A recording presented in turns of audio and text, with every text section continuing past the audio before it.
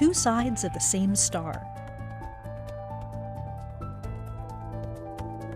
Presented by Science at NASA. If you've ever heard the phrase, two sides of the same coin, you know it means two things that at first appear to be unrelated are actually parts of the same thing. Now, a fundamental example can be found in the deep recesses of space, in the form of a neutron star. A neutron star comes from a large star that has run out of fuel and exploded as a supernova. As gravity forces the star to collapse to the size of a small city, the star becomes so dense that a single teaspoon of the collapsed star would have as much mass as a mountain. The star's core, now a neutron star, can be rotating as fast as 10 times a second or more. Over time, the rotation of the core can start speeding up by pulling matter from its surroundings, rotating over 700 times a second.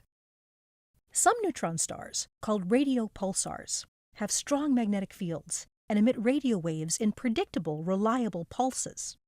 Other neutron stars have even stronger magnetic fields, displaying violent, high-energy outbursts of X-ray and gamma-ray light.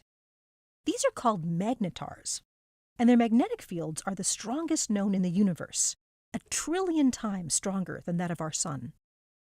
Since the 1970s, scientists have treated pulsars and magnetars as two distinct populations of objects. But in the last decade, evidence has emerged that shows they might sometimes be stages in the evolution of a single object. That's right, a neutron star might just be two sides of the same coin. First it's a radio pulsar, and later becomes a magnetar. Or maybe it's the other way around. Some scientists argue that objects like magnetars gradually stop emitting X-rays and gamma rays over time.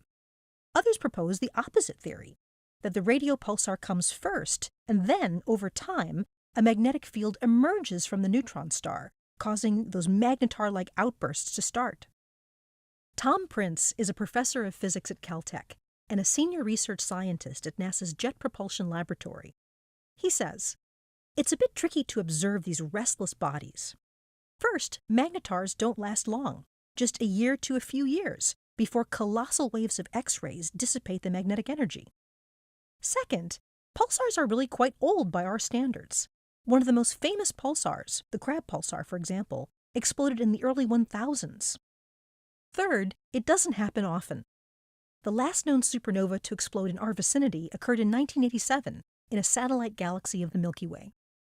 Prince also notes that while a ground-based telescope observed the first known radio pulsar-magnetar transition, it's been NASA's orbiting telescopes, Fermi, Swift, RxTE, and NuSTAR, along with the European Space Agency's XMM Newton Observatory, that have yielded the most interesting data. Observations have included seismic waves rippling through a magnetar, a cloud of high-energy particles called a wind nebula around a magnetar, and a magnetar that is also the slowest spinning neutron star ever detected.